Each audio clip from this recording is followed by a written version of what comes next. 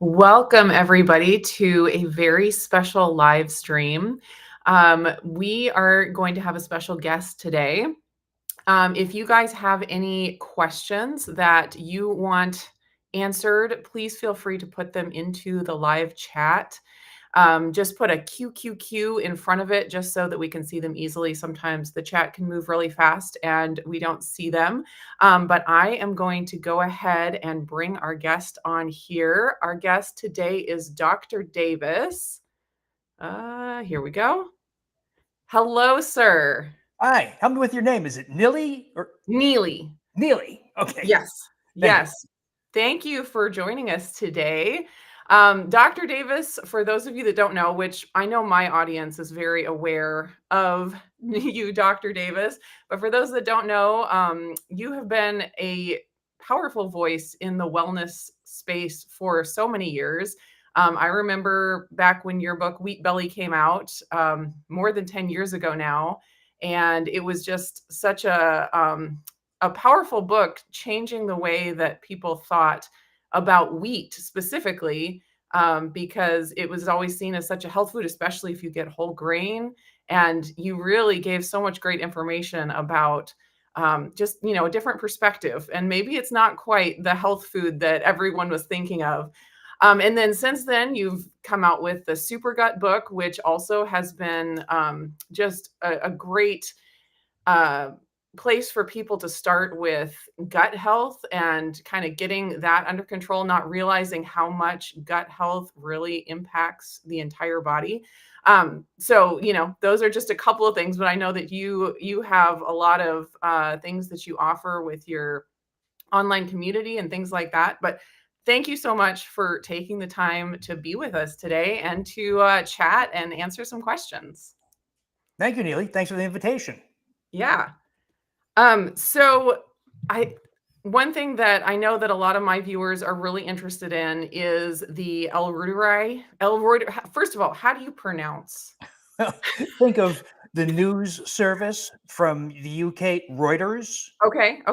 So, named after Dr. Gerhard Reuter, a microbiologist in Germany who discovered the microbe in 1962 Oh, in wow. the breast milk of a breastfeeding mom. Wow. Okay. All right. So L. reuteri. I've heard L. reuteri. I've heard L. reuteri, but I'm gonna stick with the L. reuteri. Because it comes from the man himself.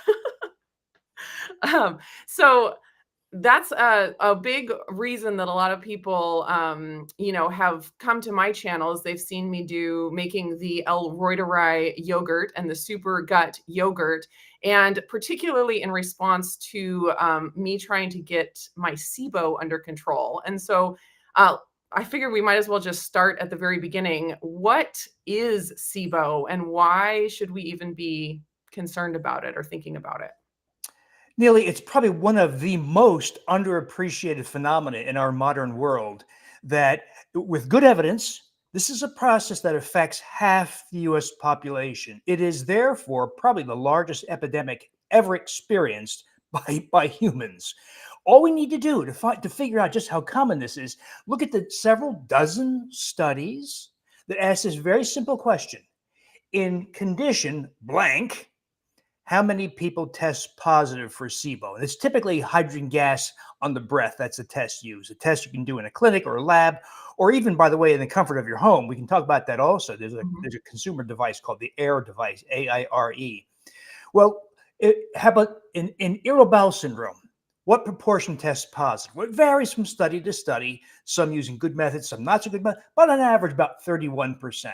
Well, that means of the 60 to 70 million Americans with IBS, irritable bowel syndrome, uh, 18 to 20 million people right there test positive for SIBO. How about people who are obese? Of the 115 million people who are obese, what proportion test? 50% test positive. That adds another 50 some million million people to the list. Add up all these conditions: type 2 diabetes, neurodegenerative disorders, restless leg syndrome, fibromyalgia, uh, virtually all the common chronic disease that afflict modern people. And you easily exceed 100, more like 150 million people. There's overlap, of course. obese type 2 diabetics with fatty liver, for instance. But if you add it up, it's breathtaking how many people have this now, and you can confirm it. You can do it a simple test at home using this device. You don't have to do this, by the way, to prove that you have SIBO, but it's one of the options people have. This is the original, measures hydrogen gas. This is the more recent device, measures hydrogen gas and methane. You blow into it. It talks to your smartphone, 0 to 10. Any rise in 4 units or more is a positive test. Or the signs of SIBO are so you can look for characteristic signs, what I call red flags or telltale signs for SIBO. These would be things like your poop floats, or undigested fat in the toilet, or conditions synonymous with SIBO. Food intolerances. If you have any form of food intolerance, whether it's FODMAPs, nightshades, legumes, fructose, histamine-containing food, these are all forms of SIBO. Conditions like restless leg syndrome, fibromyalgia, these are virtually synonymous with SIBO. And all these things go away. Now, as you know, if the solution for SIBO was something awful, like I say, Nili, we're going to have to surgically remove your small intestine. Damn confident that's really necessary. Yeah. What if the solution is something that looks and smells like yogurt make in your kitchen? Yeah. And so far has proven to be 90% effective. The conventional solution for SIBO, which is an awful solution, is the antibiotic Xifaxan. Mhm. Even Xifaxan's track record is about 55 to 60% success. Antibiotics are a big part of the reason why people have SIBO. And you Mhm. mean another antibiotic is part of the solution? I don't buy it. Though it does have a track record of success, but it's plagued by common recurrences. Well, here I stumbled on a way to eradicate SIBO using microbes. Yeah, I love, one thing I love about your approach is that you don't, push the expensive, devices, pharmaceuticals, surgeries. Like, you really focus on accessible things that we can do as, just, citizen doctors of ourselves, and to keep ourselves healthy, and I love that. So, how important do you think it is to go and get a SIBO breath test if you don't have one of the devices or you don't want to invest in that? How important is it to get a diagnosis of SIBO in order to, try to treat it or to confirm that the symptoms that you have are specifically from SIBO? It helps because it makes it concrete to people. So it does help in that regard if you test positive. Let's say your baseline value. There's a prep diet you have to go through. There's a few steps to go through. It's all in my Super Gut book. It's in my blog at Dr. Davis Infinite Health or WilliamDavisMD.com blog, and laid out. Yeah, the Super Gut book. So there's a prep diet, and then you get a baseline value next morning. Let's say it's 1.2. It's 0 to 10. And then you consume something. Best thing is inulin, because most microbes of SIBO can metabolize inulin to hydrogen gas. In the lab or clinic, they typically use lactulose or even glucose. Those are terrible. Those are good bad choices because a lot of microbes can't metabolize lactulose, for instance. So we use inulin, more widely metabolizable by the fecal species of SIBO. That's what SIBO is. It's overgrowth of fecal species that have ascended into the 24 feet of small intestine. So it does help to have that value. You don't have to. If you've got, for instance, restless leg syndrome or fibromyalgia or food intolerances, it's virtually guaranteed that you have invasion of your small bowel by fecal microbe SIBO. And the solution is so benign. Now, here's the thing, too. So I thought of this solution, not expecting, by the way, Nili, that SIBO would go away. I thought it would reduce bloating and diarrhea and just help some people feel better. I didn't expect so many people to normalize breath hydrogen gas, but it does. But here's the thing. So all we're doing is restoring microbes that you should have had all along, that you should have gotten from your mom when you passed through the birth canal or breastfed. But the problem is, of course, maybe your mom got antibiotics, maybe you got antibiotics somewhere along the way, and it killed these microbes like Lactobacillus reuteri. They're very susceptible to common antibiotics. So we Mm, restore these microbes that are unique. They're very different from many other species. Lactobacillus reuteri, Lactobacillus gasseri, and optionally Bacillus coagulans. okay. You can co-ferment them to make yogurt, or some people like to individually ferment to get higher counts. By the way, we're using my method of prolonged fermentation. So people who make yogurt get really confused because they think we're trying to make yogurt. We're not trying to make yogurt. We're trying to make Right. something that looks like yogurt for the Yeah. sake of getting really high bacterial counts. And when we count the microbes, we get around 300 billion per half cup serving. It'll be less than that if you co-ferment all three, but you can do either way. Individually ferment or co-ferment, either way works.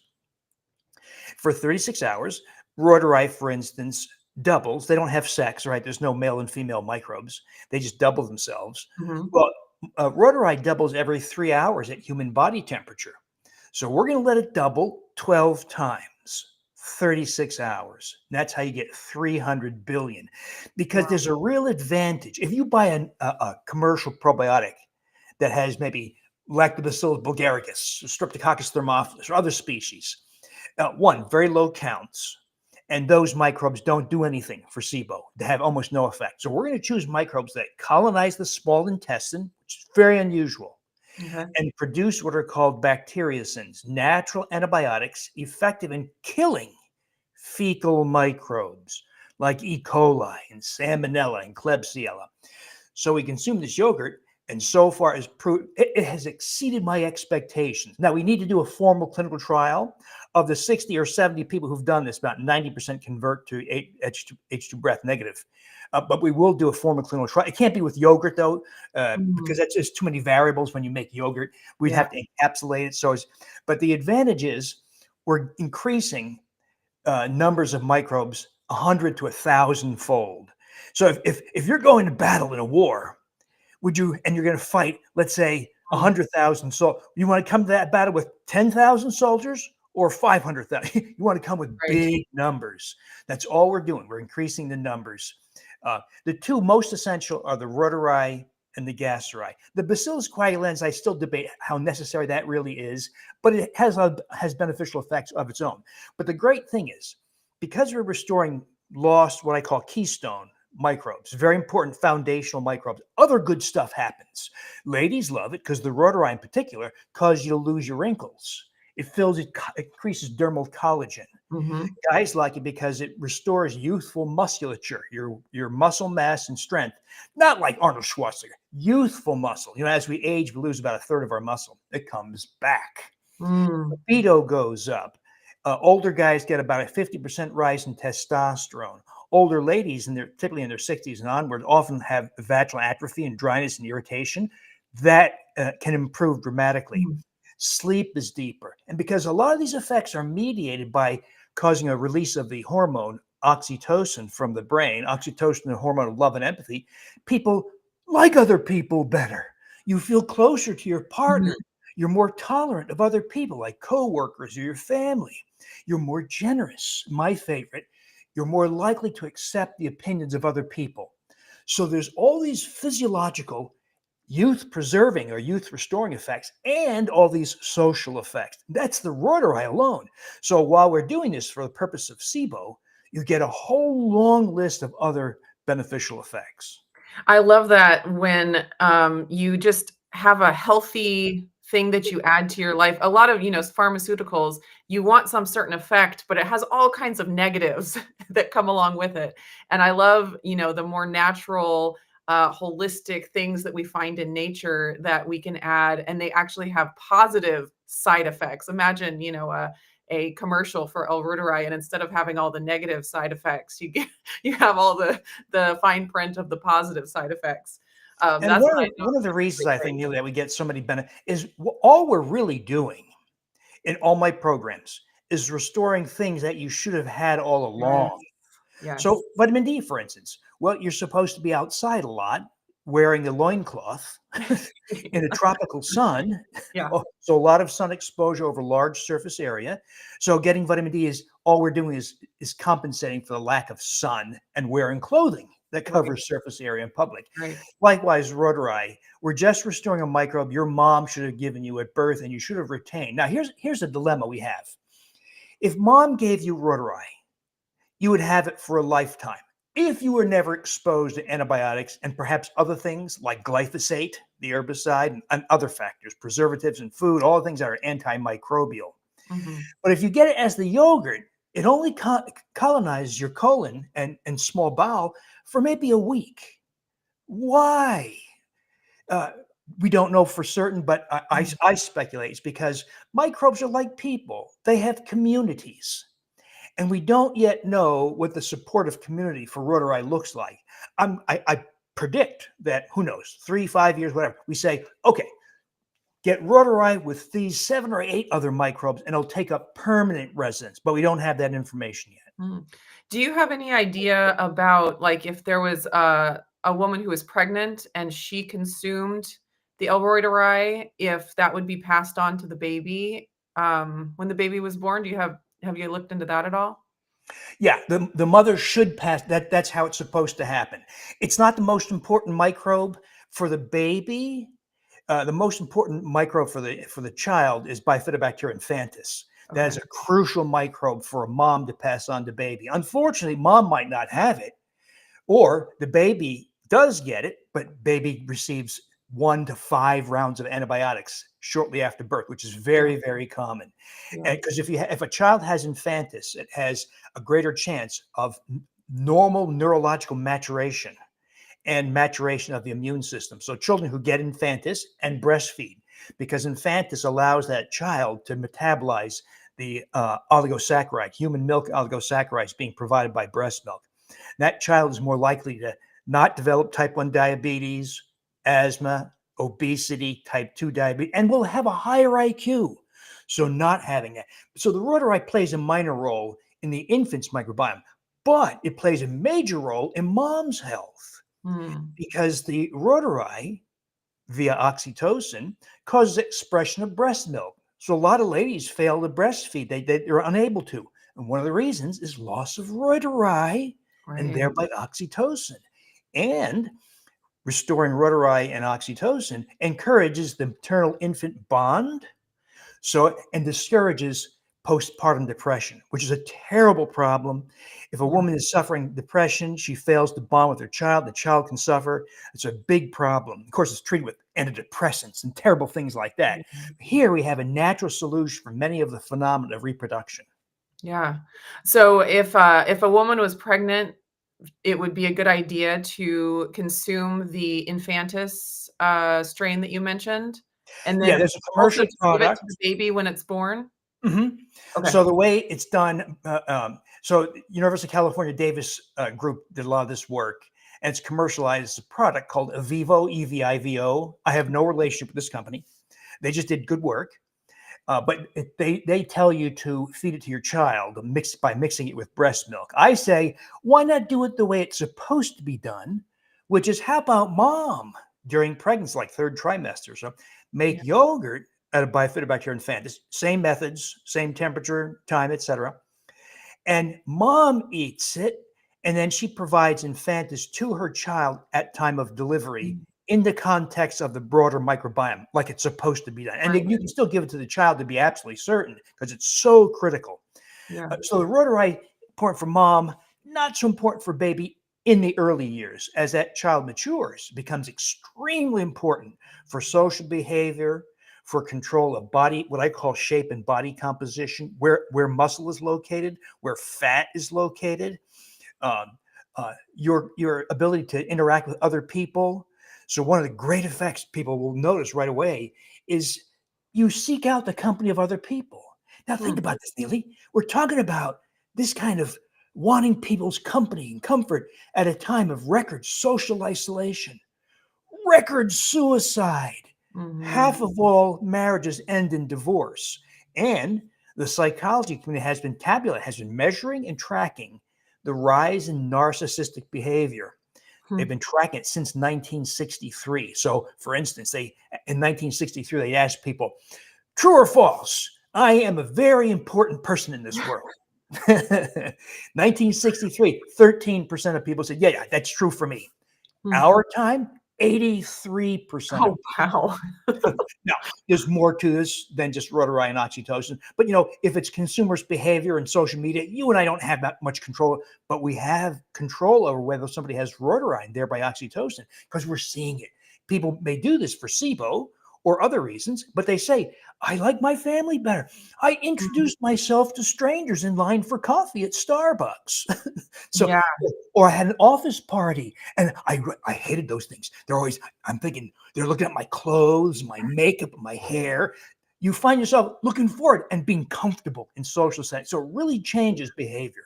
Yeah, and that social connection is so incredibly important for our health, so that's amazing. Okay, so going back to SIBO, if someone, suspects they have SIBO, maybe they go and they do the breath test and they find out that it's positive, do you think, and maybe you can't answer this 100%, maybe hypothetically, do you think that consuming the SIBO yogurt that you have in your book that has the 3 different strains, is that enough to eradicate SIBO, or are there other things that you recommend that you also do at the same time? Just doing that has about 90% effectiveness Wow. if consumed for 4 weeks. Now, there are some exceptions. I think it's more toward higher than that, actually, if you do it for a longer period of time. Some people start this process with miserable SIBO. They say things like, "Well, Mhm. I took antibiotics for 3 years for acne or whatever." And those people have really bad SIBO. And I've seen it take as long as like 6 months of consuming Mm. a yogurt. But most people, 4 weeks. And if you did the air device, you'd see positive at the start, negative at the end. The only confusing thing is Reuteri generates a positive hydrogen gas response.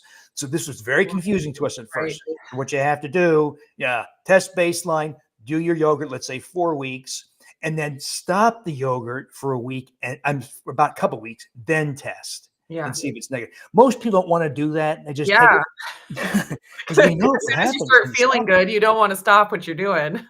Exactly. Yeah. Especially like if you're like me, I'm a chronic insomniac and Mm. I get profound sleep, nearly Mhm. profound, deep, That's life-changing. childlike sleep. So I never want to stop the Reuteri. Yeah. Well, and it comes back to symptoms. If your symptoms are going away, what does it matter what, an air device says if you feel fantastic? So, that's what I always go back to, because I know a lot of people, they can get numbers on a test to say what they want them to say, but they still feel bad. So, it's always goes back to the symptoms for me. The Okay. way pardon me, one of the things we also do is, so as you know, recurrence is a big problem with SIBO. Yes. Yes. So what we do is most people respond over 4 weeks. And let's say you had an intolerance to some food.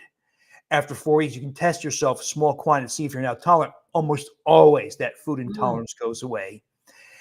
So you have a sign that SIBO has receded. yes. In future, there's going to be better tests. We'd like to be able to test something called lipopolysaccharide, for instance. That's a breakdown product of fecal microbes.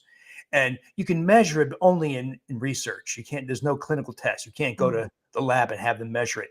In future, there likely will be that, and we can measure this serum LPS or lipopolysaccharide. That would be really helpful, but right mm, now we don't have that. So we go on these kind of signs mhm.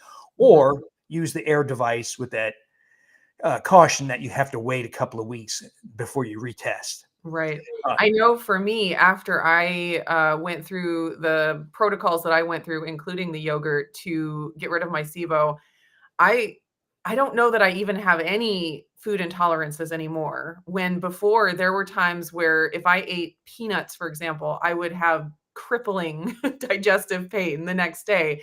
I couldn't eat a salad without being in pain that night, and, like, it was just kinda magical how it's like all of a sudden I can pretty much eat whatever I want, and I was able to think, "Well, how do I want to eat?" Like, I wasn't dictated by what I can eat and can't eat to feel, like a human.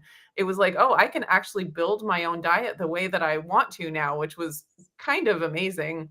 Um, this is just kind of a personal question based on my experience, because when I first found out that I had SIBO and started addressing it, I went down the road of doing rounds of antimicrobials. I didn't go to the pharmaceutical rifaximin, although my sister who had SIBO, she did that route and it was successful for her. So I had some positive thoughts about that, but I was like, I want to, do it a little bit more natural. And what I knew about at that time was the antimicrobials. And I think 3 rounds total, and they were like 6 weeks each. And I felt awful for most of the time.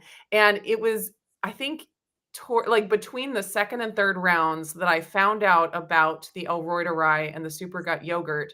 And I first started with the Reuteri, and I was having daily like gut issues. And I took the Reuteri yogurt, and within, I think, 48 hours, my gut felt brand new again. And so at that point, I started having the yogurt daily, but I continued on the antimicrobials. I didn't have a concept of you should only do one or the other. I just did them both together. Is that it? Would you ever recommend that? Or should you, if you are going to do an antimicrobial or an antibiotic, should you not have the yogurt at the same time? How would you recommend that? Well, the antibiotics in any form kill the species of the Sibo yolk. It's not harmful. It won't hurt you in any way. But what you're doing is you're killing, because they're very susceptible, more so than the fecal microbes. So if you get the Sibo yogurt or just Reuteri or whatever, the antibiotics will kill those microbes. So you can't expect all the benefit. You'll get maybe modest benefit, but you won't get full benefit. So it's really either or. And of course, if you take an antibiotic, it doesn't start the process of rebuilding your microbiome. It just kills stuff, right? So the great thing about Reuteri and Gasteri and coagulants is that, yeah, they kill the fecal microbes, but they don't kill the good guys. The helpful species like Akkermansia or Fecalibacter, there's a long list of helpful, beneficial microbes. And so restoring these 3 microbes helps rebuild the microbiome. So it's better than antibiotics, but the two don't really mix that well. So is it more like the good bacteria is crowding out the bad bacteria and repopulating with the good stuff rather than just killing the bad stuff? Is that one way to think about it? Yeah. There's not supposed to be trillions of fecal microbes in your your innocent small intestine is not equipped to deal with trillions of fecal microbes because they're very inflammatory. The small intestine only has a thin single layer of mucus barrier, unlike the tough colon that has a thick 2-layer mucus barrier. Colon's expecting to have fecal microbes, but not the small intestine. And this tells us why when you eradicate SIBO, you can start to see effects like weight loss. Your waist shrinks, skin rashes go away, anxiety and depression can lift dramatically. You can see all kinds of health problems recede because it's the SIBO, but it's the endotoxemia that comes from the SIBO. That is, when those trillions of microbes, they only live for a few hours.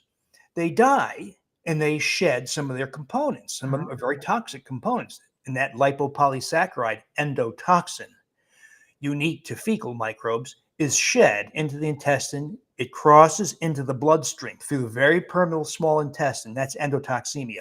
And that's why people gain weight, they're depressed, they have anxiety and skin rashes and autoimmune diseases and cognitive impairment and coronary disease and atrial fibrillation, on and on. So in other words, what we've also stumbled on is a massively effective way to cause multiple common chronic diseases to recede. Wow. Okay, so my question now is, and this is one that I get asked a lot on the comments on my videos where I make the yogurt. And I'm saying yogurt, and I know that technically it's fermented dairy, but it's just like yogurt. So I call it yogurt. But what is the difference between just taking a supplement of the Reuteri or any of the other 3 probiotics rather than fermenting them into like, will you still get the benefits if you just want to order a bottle of supplements and take one every day? So it depends what you're trying to do. For SIBO, you're better off making the yogurts Okay. because you want those super duper high counts. But what if you just want to take Reuteri? So I came out with this, for instance. Yeah, So I was going to show that. shameless plug, but because people got so frustrated by trying to source it, this is my Yes. Reuteri from Oxyceutics. And I have a link That for this in the description for anybody that Oh, wants to thank you, read. Nili. Yeah. Because people got so frustrated, and I wasn't confident that the original source was a good idea Yeah. because there's some problem with that product. So Okay. I did this. Most now people know they can get it from us, and that's the strain that we've studied the strain in animals and in humans. We know a lot about it, and it works.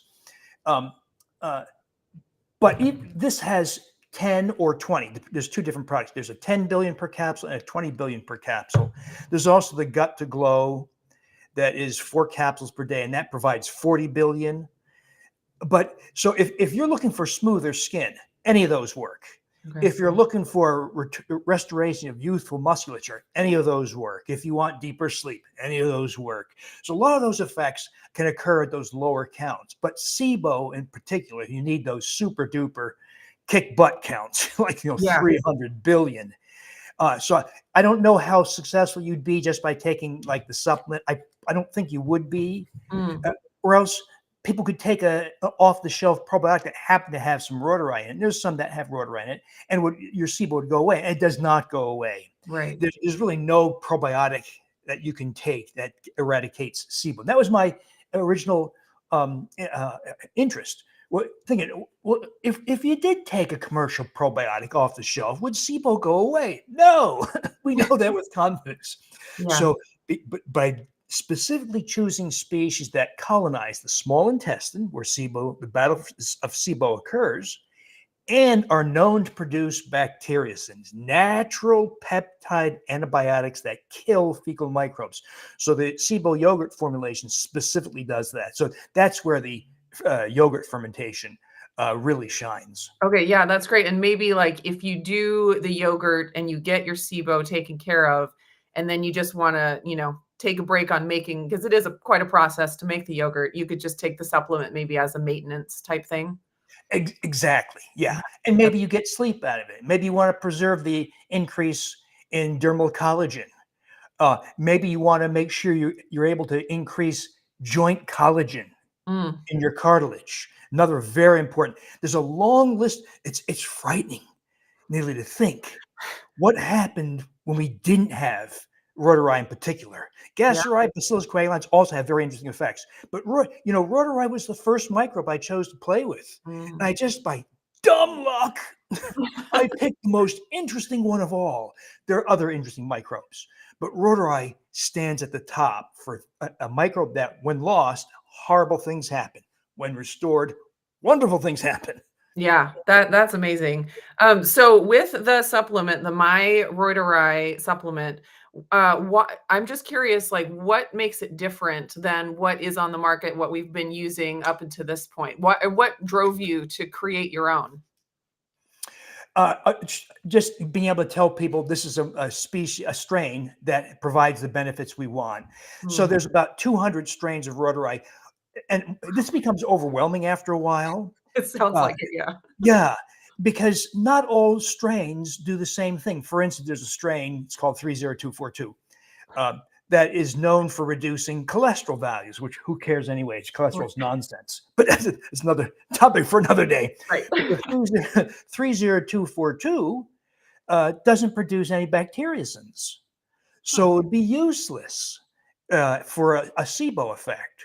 It might have other effects. And so we want one that has the effects we want: upper GI colonization, bacteriocin production, and provocation of oxytocin. That's what we want out of Reuteri. And so we're going to try to study this. I'm not pharma. I don't have billions and billions of dollars in research money. We spent about $150,000 last year for our research. Mm. We're going to go do more. One of the things I want to know over time is, can you and I improve on these effects? So if you got musculature and happiness and well-being and smoother skin, can we make it even more powerful? Are there ways either to choose a different strain? We're going to have to do that in mice, by the way, for exploratory studies. Also, one of the things I want to know is, can we improve on the whole body composition thing? We did a small clinical trial in ladies. My audience is largely females, and they said this to me. They said, we don't really care about the generosity and the immune system response and the muscle. We just want better skin. Yeah. And I thought, what? Okay, fine. So we did a small clinical trial, 25 ladies of the combined formulation. And over 90 days, we measured the thickness of the dermis using high resolution skin ultrasound. And we showed marked increase in dermal thickness. And the ladies were happy because they lost their crow's feet, some of the finer wrinkles. It takes longer for the deeper wrinkles to go away because it takes more collagen deposition in the dermal layer of skin. But anyway, so we do this. Ladies are thrilled. Great effects. But one thing we saw was ladies lost this is no change in diet, no change in it. We said, don't do anything different. Just take the 4 capsules a day. They lost huge amounts of abdominal fat, but didn't lose weight because muscle, right? So we stumbled into a way. Nili, I'm always shocked at how much I learned by accident, not on purpose. That's the best way to learn. So we stumbled on a way to rebuild what I call shape and body composition, muscle and loss of abdominal visceral fat. By the way, the complete opposite of these horrible GLP-1 agonist drugs that are making people crazy. They're horrible. What people don't understand is when you take those drugs like Ozempic, Wegovy, Mounjaro, all that stuff, you lose weight. 25% of the weight you lose is muscle. Yeah. And when you lose muscle, when you lose weight, whether it's from a GLP-1 agonist or reducing calories, very dangerous. Yeah. Or a bariatric procedure, not only have you shaved several years off your lifespan, you're going to die younger. The weight comes back because you lost the muscle. Yeah, and it comes back as fat. You don't just gain the muscle back, you gain back fat in place of it. That's exactly right. And you're actually more likely to be type 2 diabetic, pre-diabetic, hypertensive, heart disease, dementia, breast cancer, all that stuff. Risk goes up if you stop the drug. So you got a choice. Stop the drug and see your health fall apart, or stay on it forever. At significant cost. And of course, you continue to be exposed to the side effects: thyroid cancer, pancreatic cancer, bowel obstruction. Yet the FDA approved this horrible class of drug. Well, we stumble on something that does the opposite. It increases muscle and targets specifically abdominal fat. Now, but people will do it for Sibo, or ladies will do it for skin. But you see these other wonderful effects. We need to explore that, by the way. So I do have a clinical trial where we'll do like a DEXA or bioimpedance and quantify all these effects more precisely in a larger group of people. Yeah. So that's all in the works. It takes time and money. Yes, definitely. All right. I do want to get to the questions in the chat because there are several. But real quick, for the yogurt, if you are trying to eradicate Sibo, how much, this is a question I get asked all the time, how much of the yogurt are you supposed to eat per day? What would be ideal? A half cup per day has worked very well. Dairy has some issues, right? Dairy is not without some issues. But now this method that I have of prolonged fermentation maximally converts the lactose to lactic acid. So people who have lactose intolerance almost never have a problem with this yogurt because there's almost no lactose remaining. And the accumulation of lactic acid, that's why it's so tart, by the way. Okay. That lactic acid reduces the pH from the typical 4.5 to 3.5. Well, that's a 10-fold increase in acidity because the pH scale is logarithmic. So the pH of 3.5 is acidic enough that it breaks down or denatures the casein beta A1 protein of dairy in North America, making it less immunogenic, less likely to have immune issues. So it doesn't get rid of all the issues with dairy, but it minimizes the issues. But that for that reason, because if we could, otherwise we could say eat 4 cups a day or something crazy like that. Right. But I think overexposure to dairy is an issue. Okay. So we say about a half cup per day. If you're co-fermenting, if you're individually fermenting each species, maybe like a quarter cup of each, something like that. Okay. And this is not cast in stone. We haven't had a chance to test various doses. It's yogurt, right? It's something like yogurt.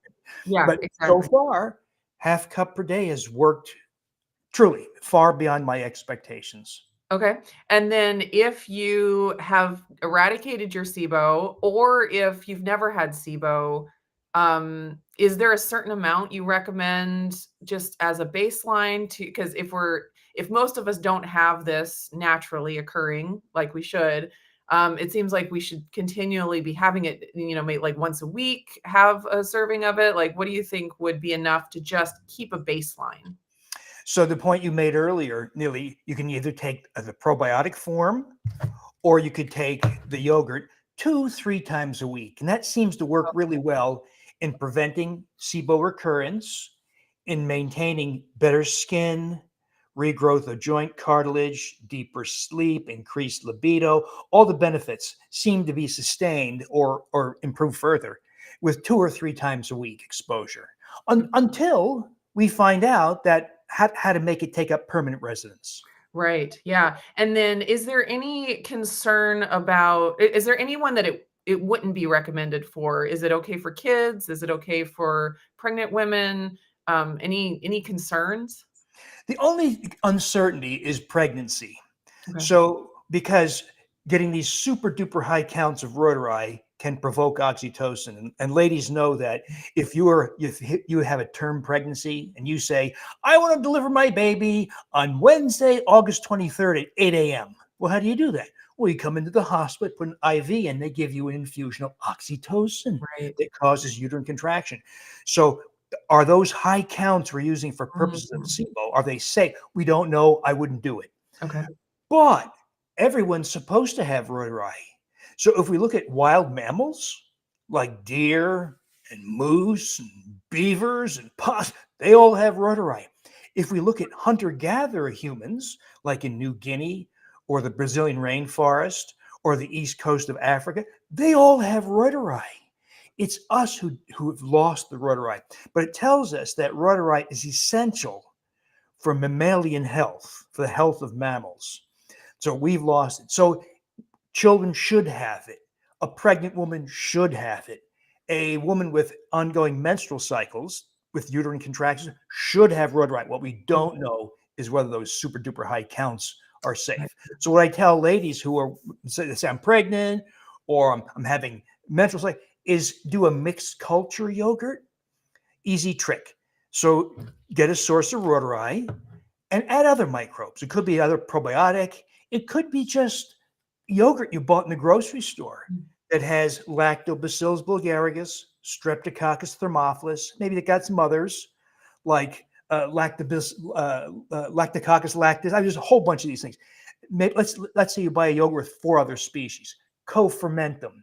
Mm. So it's like your backyard garden. If all you do is plant tomatoes in your 10 by 10 plot, you can have a lot of tomatoes. What if you plant tomatoes and cucumbers and zucchini and squash? How many tomatoes will you have? Far fewer. So when you do a mixed fermentation, you'll have lower counts, and that's safe because Okay. everybody should have Reuteri. Right. Okay. Awesome. I'm going to scan through these questions here. Oh, real quick, I wanted to ask, so you have the L. Reuteri that is out now, and you can use this for making the yogurt. And do you use 10 capsules like we Oh used to no. use of the BioGaia? So yeah. So rule of thumb: it takes about 2 billion microbes to confidently get the yogurt. Okay. So in the original recipe where we got those BioGaia tablets that had 200 million per tablet, which sounds like a lot, but it's not. And one tablet will not make the yogurt. It will fail almost every time. So back then I found crushing 10 tablets. And I think there's something wrong with that product also, where a lot of people are getting dead microbes. And so it's not real consistent. I'm not sure what the problem is. I've tried to talk to them, by the way. They essentially don't return my calls anymore. Really? Yeah, they don't like me for some odd reason. Uh-oh. When I first called them, this was years ago, I said, "Hey, I'm making yogurt with your," and they said, "No, you can't. No one's ever been able to do it." I said, "I've done it." This is way back. I said, "I've done it 30 times, and it's still Wow. delicious." Wow. They essentially kind of stopped responding to me. I don't know why. Interesting. There's something weird going on. Yeah, I okay. found it very unhelpful. Sadly. Yeah, yeah. Well, that makes sense why you would wanna, have something of your own that you're confident in. So And I so this stopped one has using those 20,000,000,000. tablets. Sorry. So 2 billion. So if you have the 10 billion, one capsule is more than enough. You could even open the capsule and use like, a half or Oh, less, wow. and it does just fine.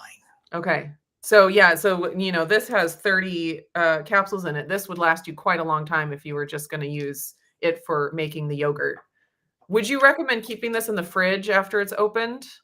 If you're gonna keep Oh, it for a long time like that? you don't have to. Okay. Even at room temperature, for all microbes, there's an expected gradual decline in number. It's not like that. It's kind of like that. Mm. So it'll go for at least a year at Oh, okay. room temperature. All you do with refrigeration is you slow it down a little bit, but Yeah, it's not okay. that helpful. Okay. And then do you have plans to add to the line, the other like the coagulants and the glycerin and things like that? Nearly, there's so much to do I can in the imagine. You microbiome. just think it's oh so simple, just add it. Well, we're not going to do it, but that Okay. Infantis microbe, for instance, in infants, so important. Uh, there's another microbe, Lactobacillus crispus. It's extremely important for female reproductive health. Yeah, I have two new grandchildren, and their mom was told nothing. This is a woman who has an obstetrician, a gynecologist, a functional medicine doctor, an endocrinologist, a gastroenterologist, a cardiologist, a rheumatologist, and, and no one said a word about. In fact, my son, he's kind of a wise guy, asked the obstetrician, "What do you think about probiotics during pregnancy?" Just, "Oh, they don't work." Oh. Oh, Wow. and yet the effects are profound. There's so much here to do in body composition, skin health, restoration of joint cartilage, reduction of uric acid, hyperuricemia. Is it going to be a microbiome issue? Reduction of oxalate kidney stones is a microbiome issue. Mm, uh, Ulcerative colitis, Crohn's disease, irritable bowel syndrome, cognitive impairment, Alzheimer's, type 2. These are all, to a great degree, not entirely, but to a great degree, mm. conditions associated with a disrupted microbiome. So there's so much to do.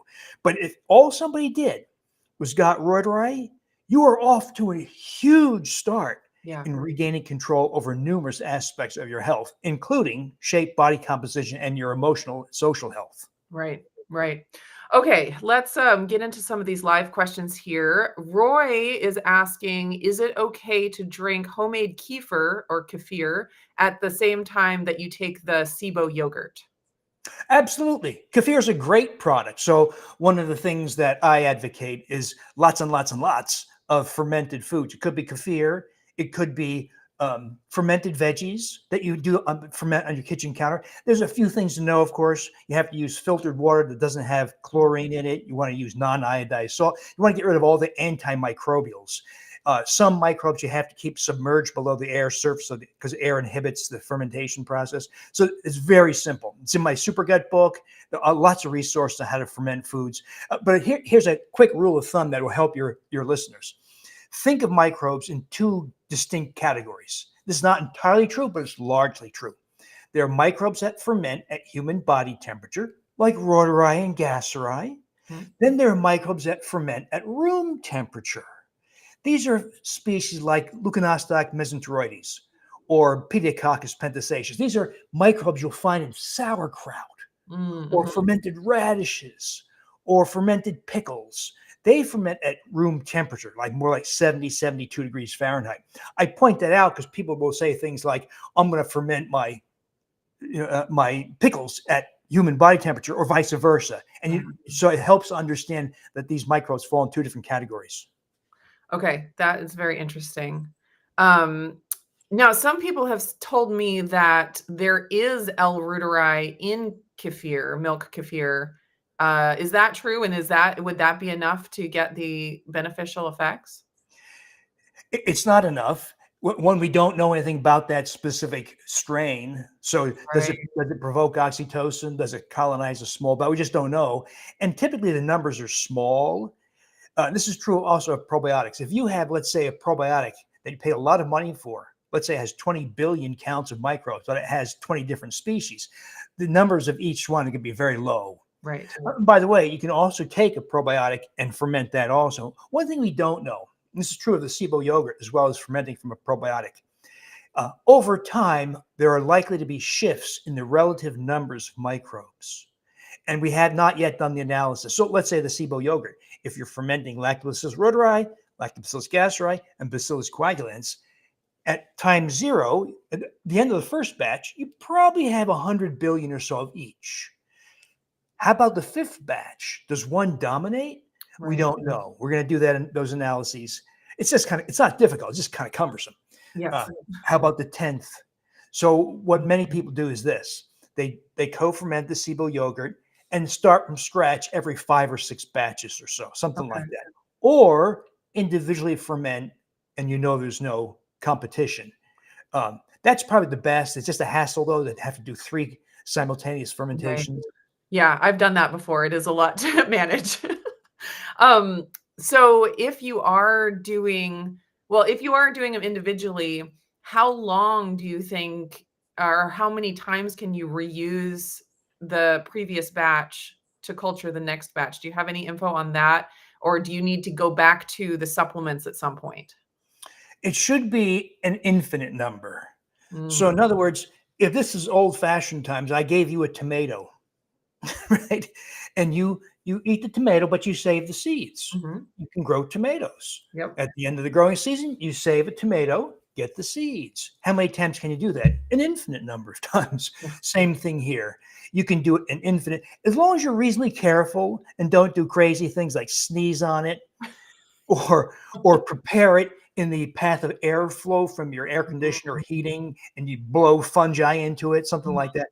One problem I only have come to appreciate recently is that we usually use inulin as the food to get higher counts of microbes. Well, the inulin's not sterile. And we did study the inulin. It has a very low count of microbes. So what if you can this will be an issue if you make the yogurt and you say, oh, this stuff stinks Mm, and it separates a lot. You mm. probably have a contaminant. Toss it out, start over again. Consider one of two things: buying a new source of inulin or preheating the dairy with the inulin in it. Not the Oh, mic. 'cause that would get rid of, yeah, okay. But here's the limitation. It won't get rid of spore forming microbes. So what we probably have to do at some point is get a manufacturer to take the inulin and do something like expose it to ultraviolet light to kill all the microbes. We haven't Mm, done that yet. We got okay, to talk to manufacturers. There's some manufacturing hurdles doing that because you have to have it flat and thin. okay. So working on it. But in Yeah, the meantime, if you get a really bad batch, think about contamination, including from inulin. Buy a new batch of inulin and or heat the dairy with the inulin in it. Let it cool to room temperature or 100 degrees, then add your microbes. okay. Alright, and then, with the inulin, I this is a question I get asked often, or someone will just say, "I don't respond well to inulin. It gives me digestive pain, so therefore I can't use it in the yogurt recipe." Is that is there something that changes about the inulin that if someone responds poorly to raw inulin, that maybe they would not have the same issue with the finished product of the yogurt? So that's a test that tells you have SIBO and you got it real bad. Right. So um, you could leave the inulin out.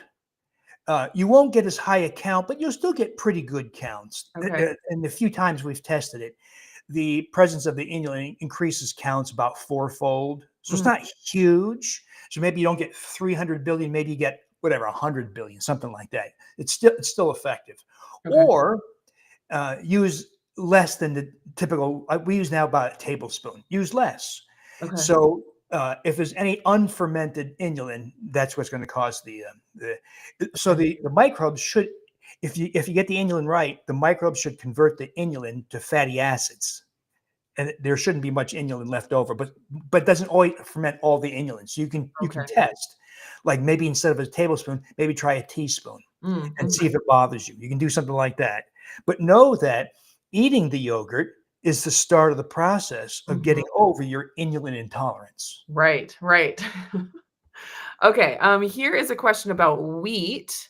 Is there any wheat grain that is safe to eat? Or like the ancient einkorn flour is popular now. Do you have any opinions on that?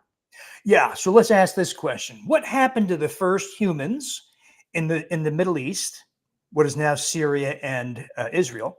What happened to those first humans who consumed the ancestral form of wheat, as you point out, einkorn, the 14 chromosome ancestral form, not the current high yield semi-dwarf 42 chromosome wheat?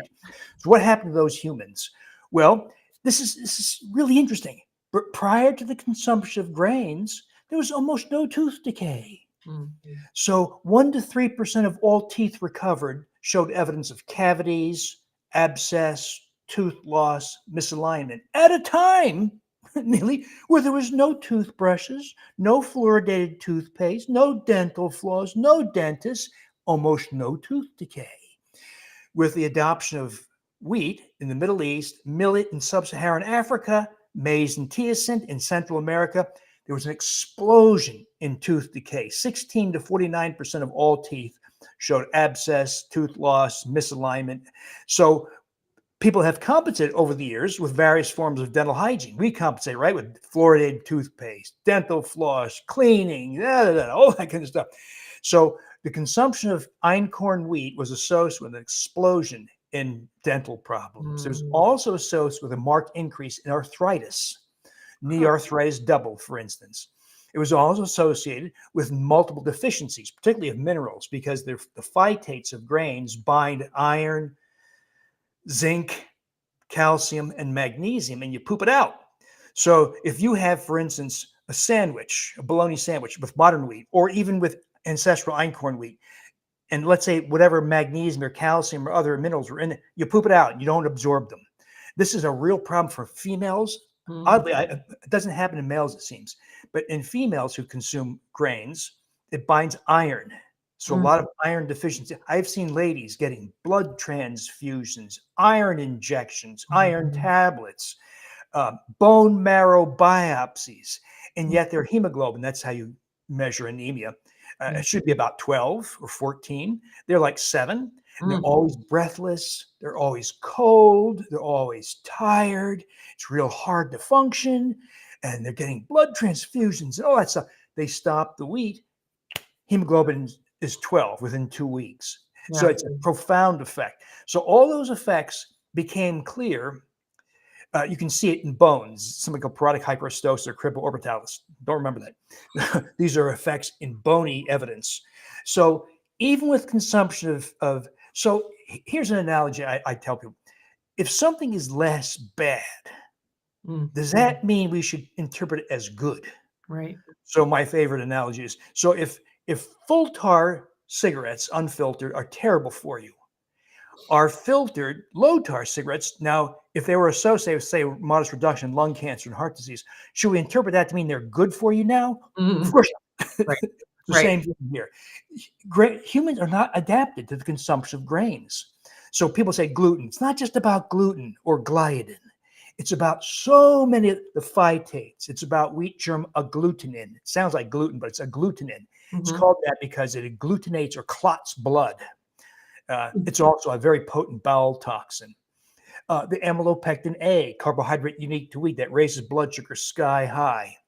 That's major cause for obesity and heart disease. Mm. So people, lostness. That's how I got started. This whole thing was I was trying to help people not have heart disease, Mm. and yet they're exposed to this absurd misinformation that dietary saturated fat and cholesterol is the key to that causes heart disease, and taking a statin cholesterol drug is the key to this is nonsense. This is And the heart healthy whole grains that you're supposed to load up on. yes. So conventional dietary advice causes heart disease, Mm. contributes to cognitive impairment, causes type 2 diabetes, on and on and on. So we've made a major mess of things. Not you and me. Well, yeah. We're trying to clean it up as best we can for ourselves at least. All right, here's another question. Will added honey in Super Sibo yogurt kill off the good bacteria like L. reuteri? No, but you don't want to ferment with honey because there are some nasty microbes in honey. It's from bees, right? The bees are not sterile, and they sometimes have fecal microbes in the honey.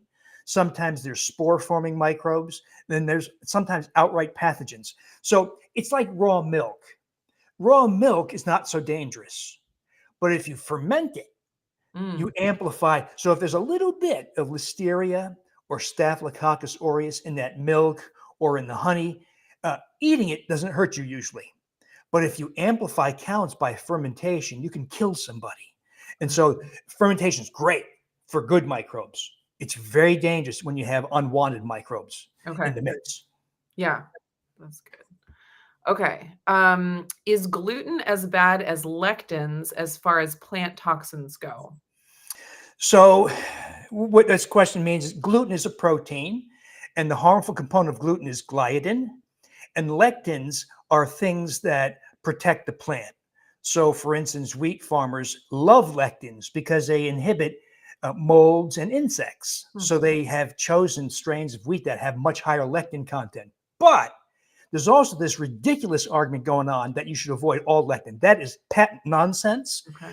That's a misinterpretation. People who say things like, if I avoid all lectins, I feel better. They have Sibo. The issue is Sibo. It's Mm, not the lectins. Now, the lectins of grains are the worst, the worst. But there are lectins in almost all plants. So okay. I hear these ridiculous arguments. Avoid all plant foods. That's ridiculous. You don't have to do that. The problem is Sibo. Get rid of the Sibo, and the abnormal intestinal inflammation and excessive permeability goes away, and you can have lectins, just not lectins from grains, because the Okay. grains come with a lot of lectins because of the changes induced by farmers, and it comes with other things like the phytates, gliadin, other things in grains that are. It's hard to exaggerate how awful wheat and grains are for human health. Okay. Yeah, I had an experience with my SIBO issues where I was eating a pretty close to a carnivore diet. And, when you feel so bad eating plant foods, it's easy to think, well, then that means plant foods are bad. And I had a really big light bulb moment after going through the SIBO healing where I was like, wow, maybe it wasn't necessarily that all those plant foods were bad. Maybe there was something bad in my system. And that once I got that taken care of, then the plant foods were, fairly benign and maybe even helpful. So, yeah, I definitely had a big mind shift on that. But I do have a lot of compassion for people who, they eat a plant food and it makes them feel terrible. It's a natural reaction to say, well, that thing must be bad. There's a lot of that thinking going around. You're Yes. absolutely right. Yeah. Okay, here's another question from Jorge, wanting tips on making the El Reuteri yogurt using coconut milk. So there's a few extra steps. One, if you buy canned coconut milk, it cannot have additives. It can't have gellan gum, xanthan gum. Guar gum is okay, but not the other gums because it causes separation.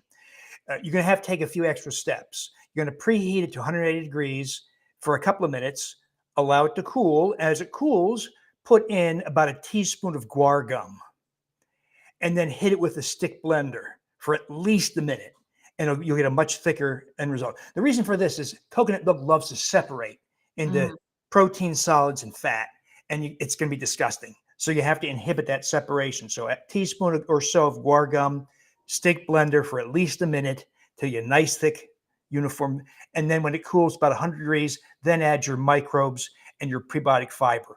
You can also, if you're going to use inulin, of course, you can use that preheating to kill the microbes in the inulin also. So extra steps. It's all in the Super Gut book. It's in my blog, but that's basically it. Preheat, guar gum, inulin, stick blender, and that works pretty well. Okay. There was one recipe that I saw, and I think I did on one of my videos that included gelatin instead of guar gum. Does that work as well? That also works. Yeah, Yeah. something that inhibits a separation. Okay. Yeah. I think I used too much because I ended up with like a jello, which it still tasted good. All right. This is from Kim. She is asking, can those, and we kind of touched on this a little bit, can those that cannot have dairy or gluten, um, have gluten intolerance, have the Reuteri? Yeah, so like that coconut milk fermentation, that works well. You can ferment other things. I fermented hummus, Oh, wow. salsa. Now you're going to heat it, right? Because you want human body temperature. So you want to use things that don't get too altered by heating. But you Mm, can ferment all kinds of things with the Reuteri. It doesn't have to be. Dairy is just so easy and forgiving and available, and delicious. and that too. Yeah. Oh, we should mention also that there's also what we call the first batch effect. The Oh, first yes. Yeah. We should batch talk about that. made from a probiotic will typically separate. And If that's not one that you need to throw out because you mentioned throwing out a bad batch. yeah, if it separates like grotesquely and stinks, that's Mm, a contaminant. But if it just separates, that's not a contaminant. okay. But you make future batches from a little bit of the prior batch, either the curds, the solid, or the whey, the liquid, either one, just fine. A couple of tablespoons is enough to get started. And those subsequent batches tend to be thick and uniform. Yes, yes, I've definitely experienced that. One time I made a batch and I ended up with some fuzzy red mold on the top, and I threw that one away. Is that something to look for, like colored, uh, anything fuzzy, anything colored? Is that a concern? Yeah, red, green, black, those are all fungi. Fungi are everywhere. Even if you clean your utensils, there's still some fungi.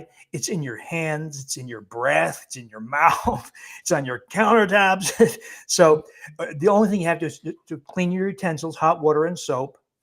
Don't prepare in the path of airflow, like heating or air conditioning vents.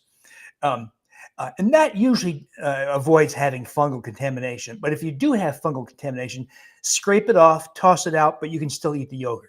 Oh, okay, good to know. Yeah, because it's just right on the top. Okay, so it's so good for us, but can you give it to your dogs? We give kefir or plain yogurt to our dogs. We've done no formal testing. I'm not a veterinarian, but I can tell you lots of people have done that, and they've said that the dogs love it, and they seem to have most people observed better fur, thicker fur, and that's what happens in mice. That's where a lot of this started. There was a cancer group at MIT. They knew that Reuteri has anti-cancer effects, especially colon cancer and also pancreatic cancer. And so they gave it to mice and started seeing all kinds of unexpected effects, including what they described as rich, luxuriant fur, as well as other benefits, improved immune response, acceleration of healing, etc.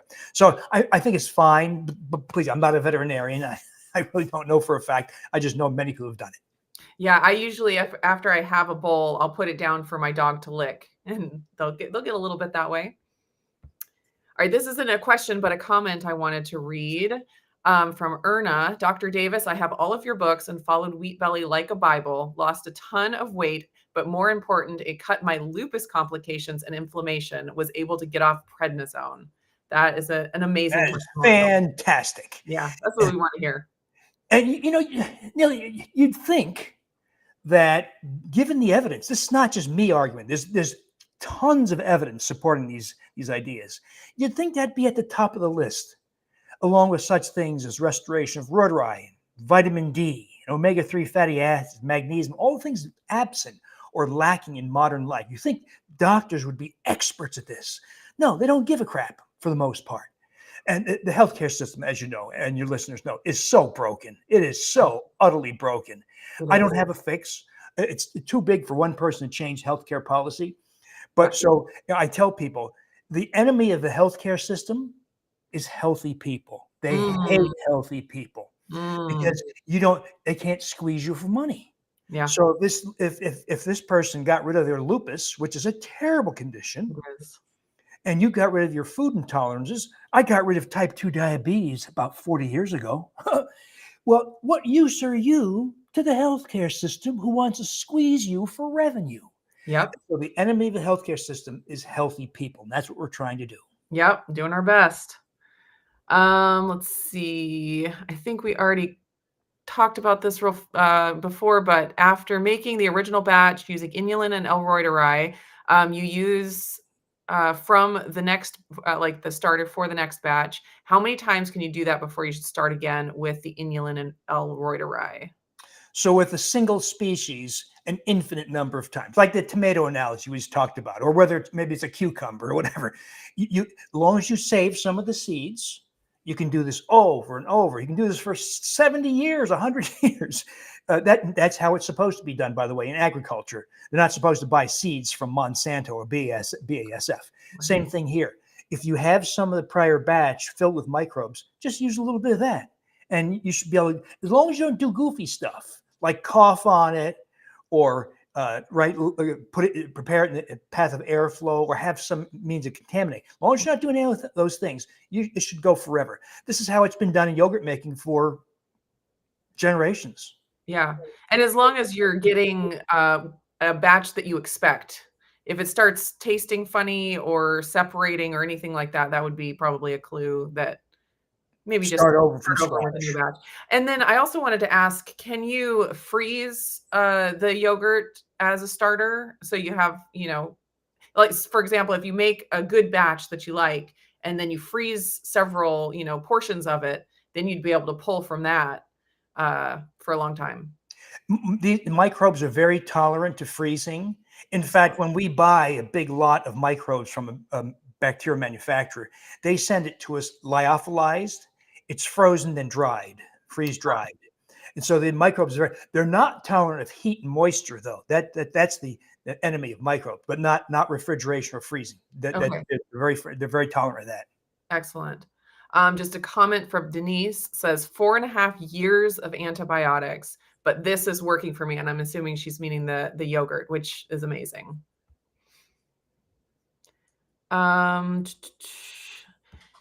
Question about the yogurt is, has anyone confirmed the actual strain or number of CFUs in their yogurt? I'm not sure Well, which. there's no. So here, has this ever happened to you? You plant seeds for cucumbers in your garden.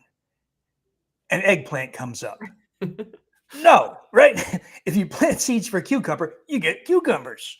If you plant seeds for tomatoes, you get tomatoes. So if you use the strain of Reuteri of your choice, let's say like that, you're going to get that strain. There's nothing magical about it. This has been done a million times in commercial production. And we have done about, I don't know, 15 or so what's called flow cytometry. It's a laser-assisted method of counting microbes. We've also done some other methods also, and we get around 300 billion per half cup or 120 milliliter serving. It varies, 260, 310, 292, like that. But it's clusters around 300 billion per half cup serving as a single microbe. Excellent. I think you mentioned this earlier. Can you talk a bit about L. crispatus? I can't completely get rid of UTIs. Really interesting microbe. Excellent work done here near me in Chicago at Loyola. So crispatus is meant to be carried by all females, but for the same reasons as having lost Reuteri, a lot of ladies have lost it. When you lose it, you're much more prone to miscarriages, to premature delivery of a child, which can be catastrophic, right? You deliver a child at 28 weeks, that child's going to have a problem for a lifetime, and not to mention 2 months or whatever in the NICU, in the neonatal ICU, which destroys your health and the health of the parents too, by the way. So crispatus reduces likelihood of premature delivery of a child. It inhibits STDs. It reduces likelihood of such things as Candida vaginitis and E. coli vaginitis. It restores the vaginal lining. A lot of ladies, as they age, get dryness. Crispatus helps restore it. And It restores sensation, and it reduces the likelihood of recurrent urinary tract infections dramatically, and also reduces incontinence, urge or stress incontinence, like cough or sneeze, pee. Very embarrassing, right? The conventional solutions for these problems are terrible. For instance, estrogens. A woman has to decide, am I going to risk thromboembolic disease, blood clots, and endometrial cancer to address this, or a surgical procedure for their incontinence, or repeated antibiotics that destroy your health? So Crispatus, you restore. Now, we're going to come out with a Crispatus product probably by early spring or so. It won't be just Crispatus, have other things. Right now, the only commercial product I'm aware of that has Crispatus is Jarrow Advanced Femdophilus. Okay. Jarrow Femdophilus Advanced. Okay. There's some goofy products with name. There's a lot of confusion about names. So look at the back, make sure it has Crispatus in it. That would be a star. By the way, it makes a delicious yogurt. The Okay, best that's what I was going to ask. It's so interesting to make the different yogurts with the different probiotics and experience the different flavors. It's really quite fun. It's kind of like, tasting wine or something, and you can see the differences in all of them. And that one's a lot of fun to make. It's unlike the Reuteri, which is very acidic. The Crispatus yogurt is very mild. Okay. Yeah, that can't wait to try it. And you said that's going to be coming out sometime this year, maybe? Probably in about 3 months or so. Awesome. Okay. All right, let's see. Question from LB. Do you know the half-life of L. reuteri? So microbes only live for a few hours. I don't believe anybody's actually measured the lifespan. So it's not a drug, it's a living thing, right? So what if I said, what's the half-life of a human? I mean, it's so, but it typically lasts only a few hours. But remember, it's also reproducing. So it's not like you just take one and it's gone. It's reproducing, it's reproducing, it's reproducing. So the only thing we don't know, of course, is how can we cause it to reproduce and take a permanent that we don't know. Yeah. Okay, Linda is asking probably about the yogurt. How long will it keep if unopened in the refrigerator? Minimum of 4 weeks, just like conventional yogurt. Often longer, but it kind of gets a little stale after about 4 weeks. So for all practical purposes, 4 weeks. Yeah, and probably especially if you're really trying to treat Sibo, the fresher the better. Probably not. There's really no degradation in counts. I mean, there is, but it's not precipitous. It's just very gradual like that. Okay. Let's talk a little bit about the temperatures, because I know that different strains have different temperatures that they like. And you said the L. reuteri is about 100 degrees.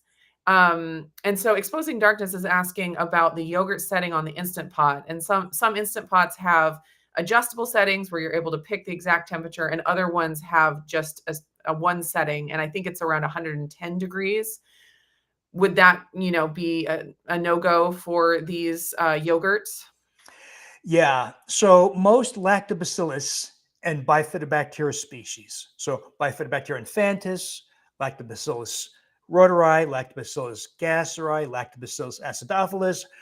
All those typically do best at human body temperature. There are exceptions.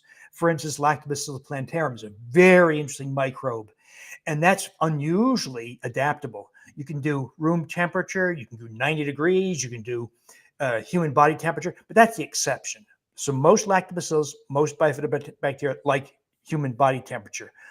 Some lactobacillus species begin to die around 108, 109, 110. So those devices that have, now one of the crazy thing about these devices, if it says 110 or 100, it may not be, depending on how the device is made.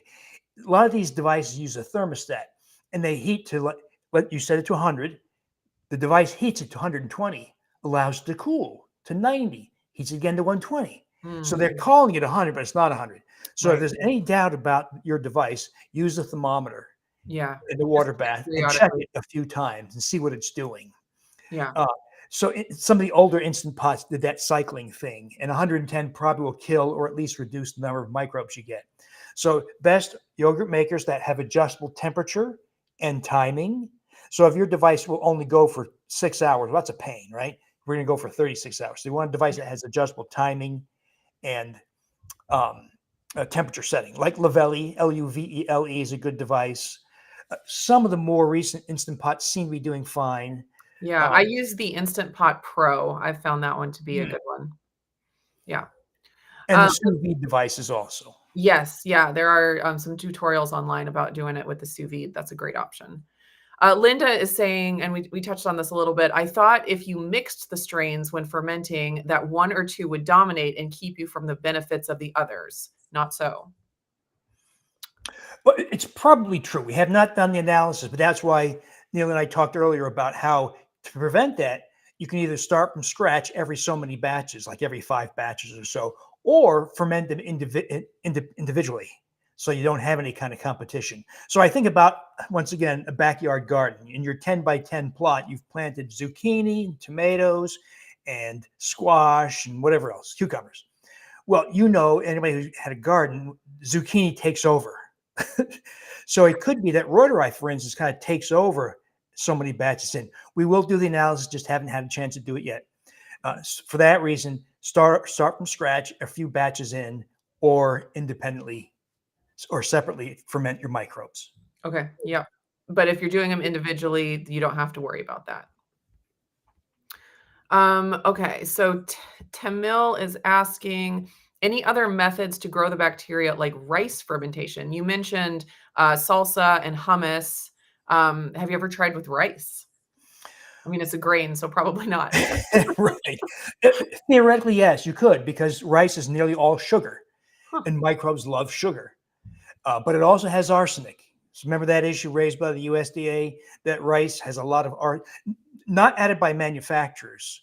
Rice is a natural concentrator of arsenic, of the toxic heavy metal arsenic. So it's not the best thing to ferment, but it probably will ferment just fine. But I wouldn't use rice personally. Okay. Now this brings up another issue though. Let's put rice aside. That is, carby foods like fruit juices, as is, are terrible for you, right? Huge amounts of sugar. So in on my program, we say no fruit juice, but what if you ferment the fruit juice? So I use 2 microbes. Bacillus coagulans, really good for that. Bacillus subtilis, people say subtilis, but Bacillus subtilis is also really good. And there's some really inexpensive tricks. For instance, there's some kombuchas. They're labeled kombucha, but they're not kombucha. Kombucha is made from a SCOBY, that is a mixture of microbes, fungi, and bacteria. These are not made from SCOBYs. They don't have any fungi, and they have different bacteria. But you can get Bacillus subtilis, for instance, from some kombucha products. Aldi's has one for $2.19, and Costco has some kombuchas. There's more than one choice at Costco, though. Get the one that has Bacillus subtilis. If you want to drink it directly, let it sit in your kitchen counter for at least 24 to 48 hours to ferment out all the sugar. You don't want sugar. We want as little sugar as possible. So it should be non-sweet when you consume it. But you can take a couple of maybe a quarter cup or so of that kombucha, put it into some volume of fruit juice, like a big container of mango juice, apple cider, whatever. Just make sure there's no preservatives like potassium sorbate or sodium benzoate. So pour some of that kombucha containing Bacillus subtilis into your juice. You might have to pour some off to make room, and cap it lightly. And ideally for subtilis, you keep it about 90 degrees Fahrenheit with your device for about 60 hours or longer. Taste it. You want it to be non-sweet. And it'll be sparkling. So if you did mango juice, you can have mango soda. If you use apple cider, you can have apple soda. Yeah. So it's a really great way to get a big wallop of microbes and enjoy some sparkling juice. Yeah, get some variety in. And that's another great option for people that can't do the dairy. Yeah. Okay, thank you, Roz, for the super chat question. What might reverse AFib? AFib's tough. So what the question is referring to an abnormal heart rhythm where the top of the heart is beating chaotically, and it's a risk for stroke because blood clots form in the left atrium. And so that's why they put you on anticoagulants for that. But if you have AFib, you've done a lot of damage to your heart muscle tissue, and you have atrial fibrosis. You have fibrous tissue in the atria. Why does that happen? Bad diet, lack of vitamin D, all the things we've talked. I'm going to sneeze. Pardon me. Pardon me. So, Bless you. but also endotoxemia. That's the pardon me. Bless you again. That's the neglected thing in AFib is nobody's addressing the endotoxemia, and we know that Sibo and endotoxemia are major drivers of AFib. And you hear stupid things from my colleagues. Don't take fish oil; it causes AFib. No, it doesn't cause AFib. That's ridiculous. That means every time you eat salmon, you're gonna have AFib. Of course not. So all the basic things we do. We don't want to glycate tissues. Every time your blood glucose exceeds 100, not 200, like a lot of primary care docs say, you say, well, what's a good blood glucose after a meal? They say, as long as you don't go above 200, you're fine. That's absolutely not true. Because one of the effects is when you have a high blood glucose above 100, you glycate proteins, you glucose modified proteins. So if you glycate the proteins and lenses of your eyes, you get cataracts. You glycate LDL particles in your blood, you get glycated LDL, much more likely to cause heart disease. If you glycate collagen in your dermal layer of your skin or the cartilage of your knees and hips, you make you get dermal thinning, or you get deterioration of your joint cartilage, you get bone-on-bone arthritis. So glycation, major problem, and you glycate the tissue in your conduction system of your heart. So if you have atrial fibrillation, you've been doing bad things for a long time. So you got to clean up your life, and even then, it's really tough. So you want to clean up your diet, no more glycation. I would get a continuous glucose meter. Now that they become direct to consumer, like the Lingo device, you can wear one and you can tell what your blood glucose is, and you fashion your diet to not allow your blood glucose to exceed 100. That's a whole other conversation. Yeah, magnesium, omega-3 fat, all the things we do in basic programs, and address endotoxemia with something like the Sibo yogurt. Yeah. All right. Can you recommend a brand for the B coagulans? The Shift brand is no longer available. Thank you for sharing your knowledge and love your book. I bought the Shift brand like a week ago. So I'm not sure. To my knowledge, it's still available. I believe it's the CNCM 745 strain. So if you can't find it as the Shift Digestive Advantage, you can find it in other products, including a probiotic. I often point out these commercial sources because I don't want you to spend a lot of money. Like get the Bacillus subtilis for $2.19 at Aldi's.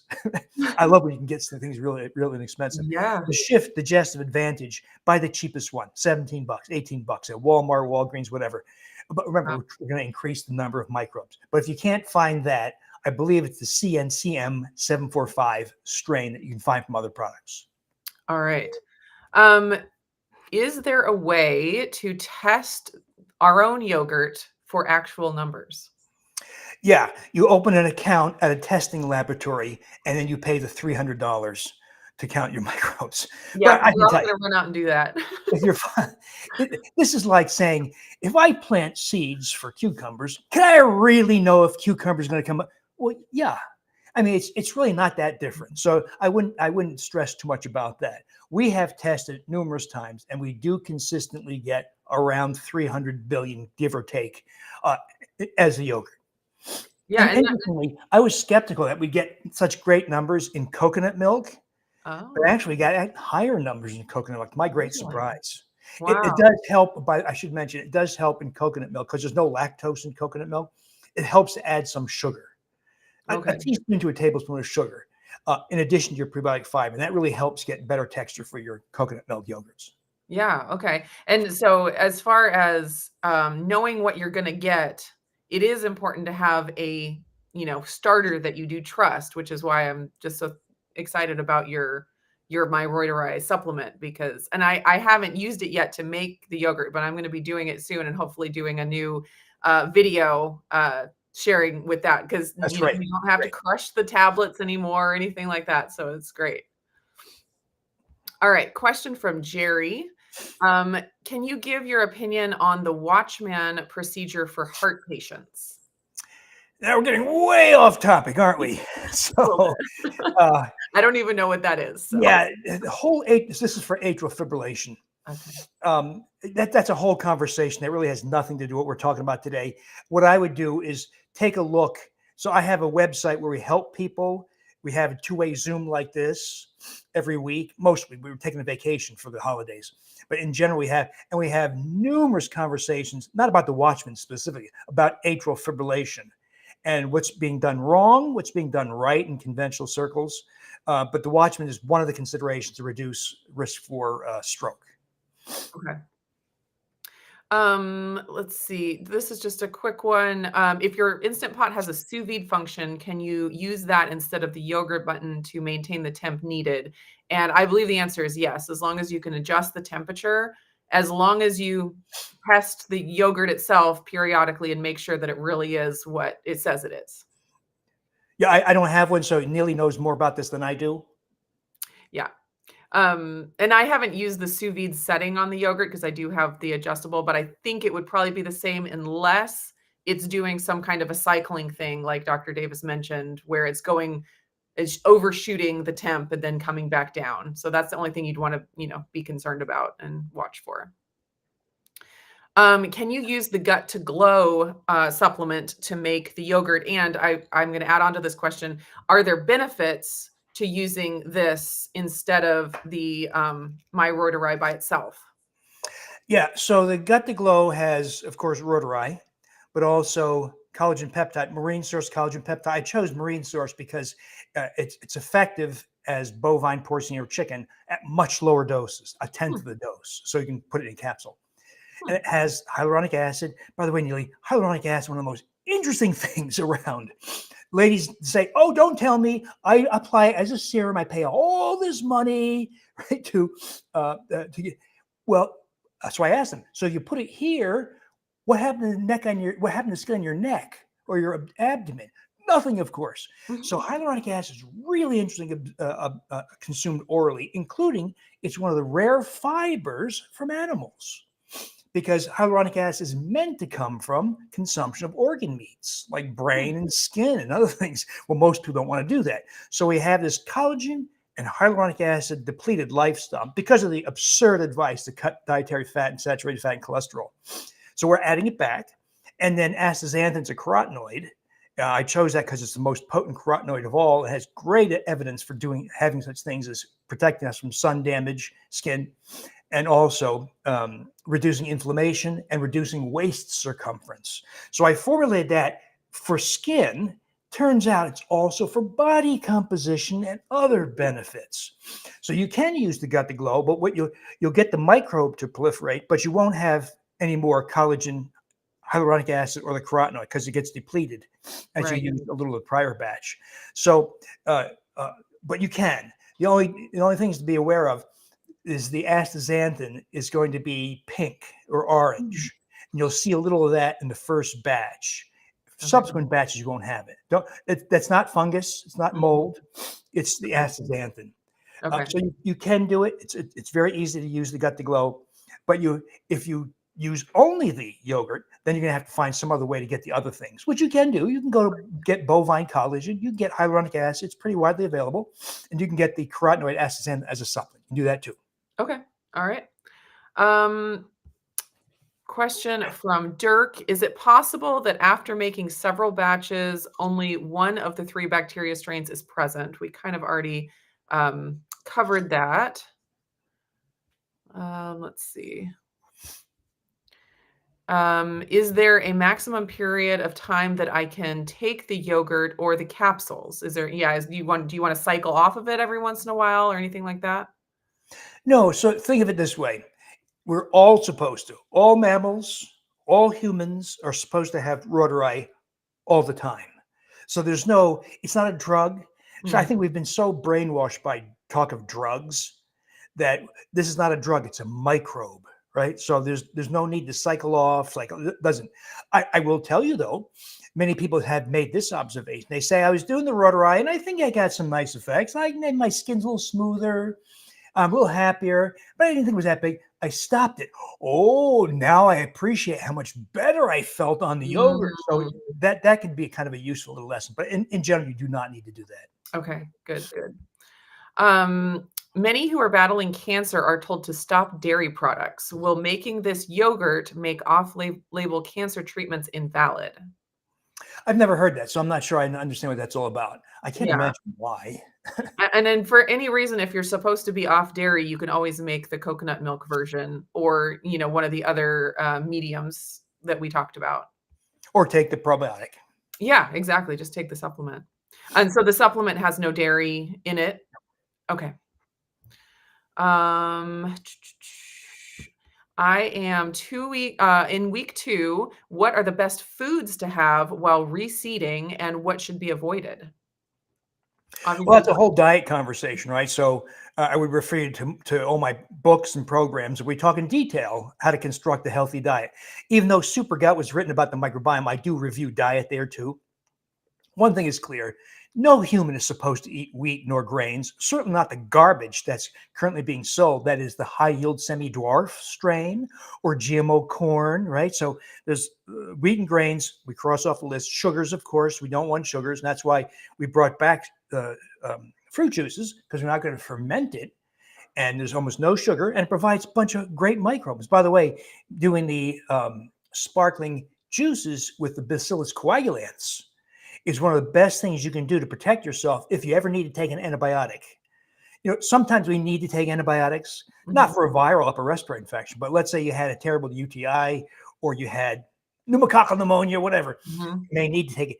And the best protection you have is that sparkling juice is made with Bacillus coagulans. It doesn't block all the damage, but it minimizes the damage. So Yeah. that's a real good. But the reseeding process, the best thing you do is fermented foods. The curious thing about that, Nili, is that so I eat, let's say, sauerkraut or kimchi or some beets I fermented on my kitchen counter. Mhm. Microbes are those microbes you talked about, like Leuconostoc mesenteroides or Pediococcus species. Well, they pass right through. They don't take up residence, but Mm. somehow they feed beneficial microbes.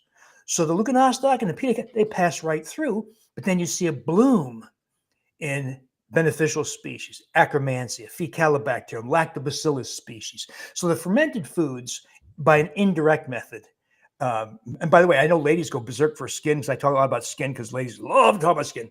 Fermented foods are one of those underappreciated ways to improve skin health and appearance because you produce those microbes that appear with consumption of fermented foods produce butyrate or butyric acid that acidifies the skin. People have forgotten that healthy skin is acidic. So healthy skin typically has a pH of about 4.5. People with acne, seborrhea, psoriasis, eczema, rosacea, all that stuff have pHs more towards 5.5, tenfold less acidic.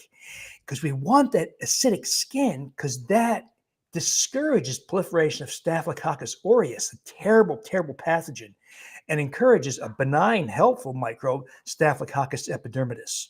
So anybody with those rashes typically has body-wide Staphylococcus aureus. Well, should you take an antibiotic? No. So one of the things I try to impress on people is get away from that. I've got a drug for every problem way Mm. of thinking. I got a bad microbe, kill it with an antibiotic. Instead, get the good microbes to work for you. And one of the ways to get good microbes to improve skin health, fermented foods that encourage proliferation of butyrate producing species that acidify the skin, reduce Staphylococcus aureus, increase Staphylococcus epidermidis. So you do it with fermented foods, not with antibiotics. All right. All right. We are, an hour and 38 minutes in here. I feel like we could just talk all day. Let's try to rapid fire through these last few questions here, just to make sure everyone gets their questions answered. What about goat's milk? Can you make the yogurts with goat milk? Absolutely. That does great. Yeah. And you do want it to be pasteurized, though, correct? Yeah, you don't want to use raw. Not that raw dairy is bad. It's that fermentation of raw is dangerous because, like I said earlier, if there's even a little bit of listeria or Staphylococcus aureus, you're going to increase the counts. and you could have turned it into a very dangerous product. Okay. Let's see. Kim is asking, I've previously used A2 long life milk with additional A2 milk powder since we don't have half and half in Australia, then added a few drops of calcium citrate, which prevents separations. Have you heard anything about that? That sounds fine. Shouldn't be any problems with that. So Interesting. for other listeners, A2 just means they're using a form of casein that's the human form. It looks like the human form, unlike most dairy in North America, which is casein beta A1, A2. I'm sorry, A1. The A2 mimics the human form, so it's a fine product. Okay. From Three More says, I got cottage cheese when I tried your method. What went wrong?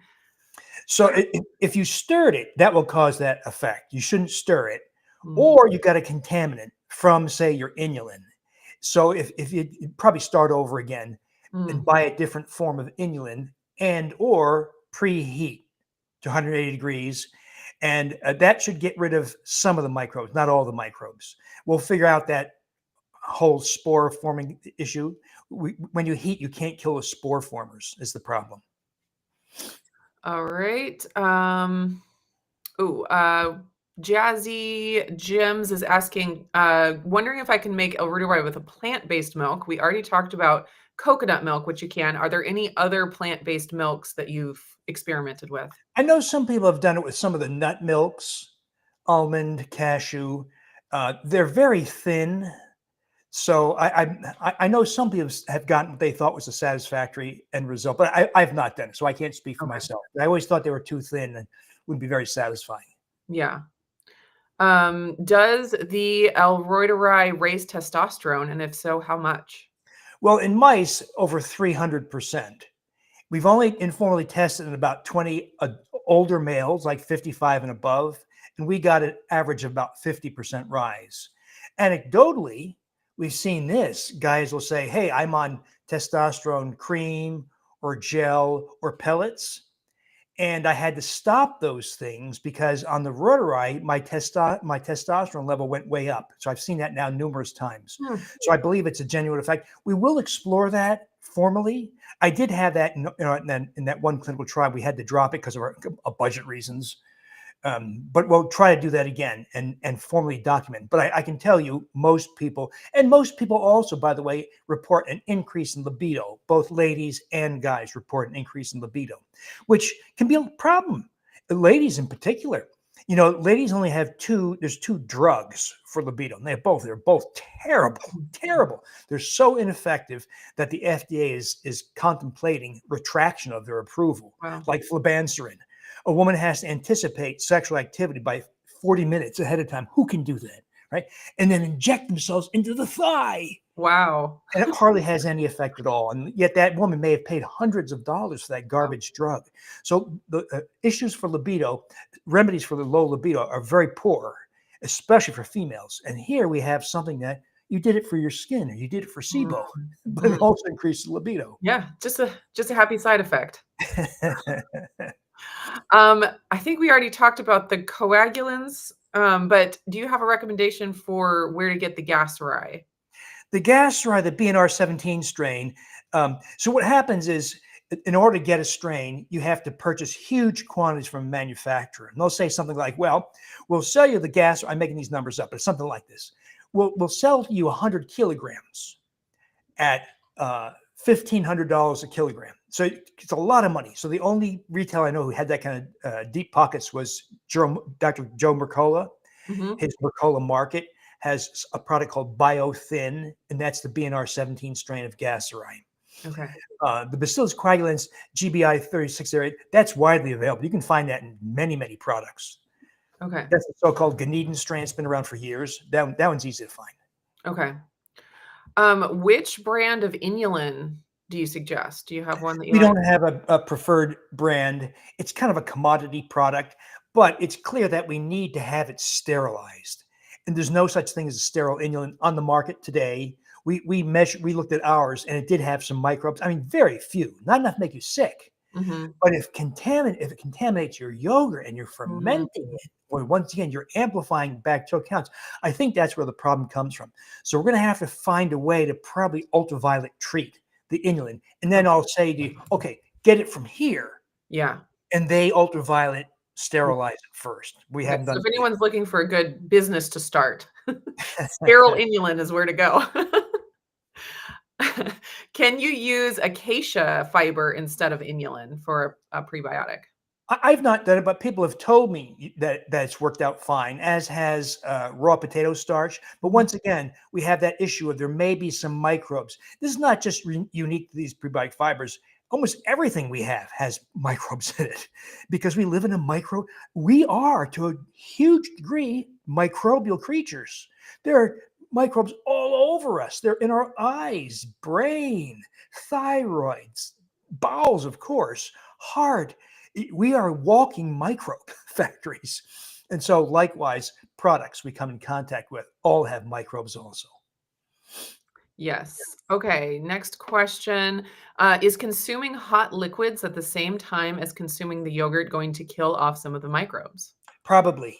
Yeah. So, if you're drinking something that's 130 degrees, it will come in contact and reduce microbial counts. Now, here's the crazy thing about Reuteri specifically. It's not true for all microbes, but Reuteri is still somewhat beneficial when killed. So when you kill Reuteri, it doesn't provoke, I'm sorry, it will still provoke oxytocin release, but it won't colonize your GI tract and reduce endotoxemia. So you've reduced some of the beneficial effect, but you have not eradicated the beneficial effects. Okay. Um, bad breath. Is there something that you suggest for that? Would the Reuteri be helpful for that? Probably not that helpful. So that's a whole topic of its own, the Yeah. oral microbiome. You probably have something desperately wrong with your oral microbiome Mm. and or upper GI, right? That they're all in communication. So yeah, that's kind of a whole conversation of its own. Think about stomach acid issues. Think about there is a Reuteri strain in a commercial product called Prodentis that has been cultivated and has good evidence to show that it has oral benefits. So that's one thing to think about. The Prodentis, I think it's 5289 strain of Reuteri. Xylitol is a good thing to know about, like xylitol gums. Xylitol has antimicrobial effects against the pathogens of bad breath and dental decay, like Streptococcus mutans and Porphyromonas. So xylitol is another thing you can do. What you don't want to fall into the trap is mouthwashes. Mouthwashes are like broad spectrum antibiotics, and they kill the good and the bad, and your blood pressure goes up after you use mouthwash. So Oh, wow. so not a good thing to do. But start thinking about oral microbiome. You can also test your oral microbiome, by the way. You can do saliva test and submit it for testing. All right, just a couple more and then we will wrap it up. In Germany, there is only the BioGaia product with the Reuteri DSM 17938. And the next one, those are the only ones that are available. Are these strains okay? So the one we just talked about, the Prodentis, that's the 5289 strain. That's the one that has evidence for oral benefits, but we don't know what it does outside the oral cavity. So don't know. 17938 is probably pretty good. It doesn't have the best evidence behind it, but it probably does a lot of the same things as the other strains that we try to focus on. So it's probably good. Now, one thing to know is see what happens. If you get some of the telltale signs that you're getting Reuteri and the effects you want. A reduction of the phenomenon of Sibo, like relief from food intolerances, deep sleep, increased libido, smoother skin, right? So take note of effects you have to see whether you're getting any effects that are typically associated with the effective strains of Reuteri. But you can see how hairy this can get after a while. Even worse, uh, when companies get a hold of the microbe, they may change the strain designation. Sometimes real tough to know it's in these products. Speaking of products, do you have any opinion on the Seed DS symbiotic? It has pre and probiotics. Have you ever looked at that? Yeah, I think it's a major miscalculation, which is sad because the people behind it are pretty well-known people. Mm. The main miscalculation they made is they double encapsulated it. So that it releases in the colon. Now, wait a minute. If half the US population has fecal microbes in the 24 feet of small intestine, why are you releasing into the colon? You want to release as high as possible. So Hmm. I would say they made a major mistake, and I would not take that. Also, it has too many microbes in it, too many different microbes. So if you got a whole bunch of different species, you only have a teensy weensy bit of each one. So I've never been a subscriber to this idea that throw as many microbes as possible at you. You probably don't have to do that. All right. I think we're gonna have that be the last question. Thank you so much for your time. We've been here My almost pleasure, 2 Neely. hours. Um, is is there anything else that you wanna leave us with? Are there any projects that you wanna share about that you're working on? And where can people find you if they wanna connect with you more? I think that, as you know, I want this to be the taste, the introduction to this idea Mm, that you, as just a person, has extraordinary ability to do wonderful things. Sadly, it won't come from the doctor. mm, Like my son, if you say, is a probiotic beneficial for no, no, they don't work. You're going to get a lot of that kind of thing. yeah. And the truth of it is, they have astounding effects. Think about it. We're talking about smoother skin, better well being, happier, a desire for human company, empathy, generosity, acceptance of people's opinions, reduction of Sibo, reduction of endotoxemia, reduction in blood pressure.